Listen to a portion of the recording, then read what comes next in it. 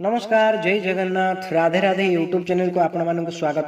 तो चलंतु आरंभ करिबा भक्त कवि बलराम दासंक विरचित ब्रह्मांड भूगोल हरि अर्जुन संवाद।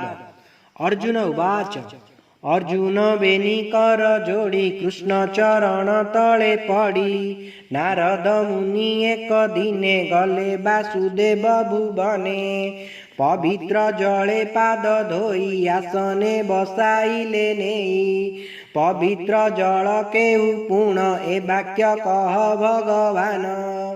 श्री भगवान वाच कहती कमल लोचन सुन अर्जुन देई मन नारदे वासुदेव देखी मन आनंदे होई सुखी आनंदे मन गद गद बोलई सुन हे नारद कृष्ण महिमा मते कह मन मो संतोष कराओ एते बोलू पाद धरी बेनी नयनु बहे भारी नयनु नीरजे बहई नारद पादे पड़े जाई पवित्र जल से अटई ब्रह्मांड भूगोल रे कही ए पद अर्थर विचार कहिले प्रभु अर्थ सार।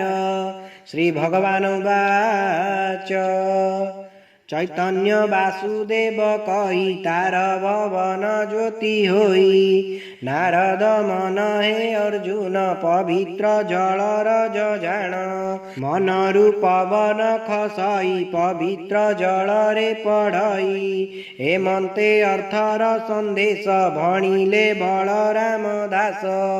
इति श्री ब्रह्मांड भूगोल वर्णने हरि अर्जुन संवादे पंचचत्वारिंशोऽध्याय समाप्त। जदि आपण मानक आम भिडियोटी भल लगी थाए तेबे आम चैनल को लाइक शेयर सब्सक्राइब करने को अनुरोध। जय जगन्नाथ, जय पंचसखा।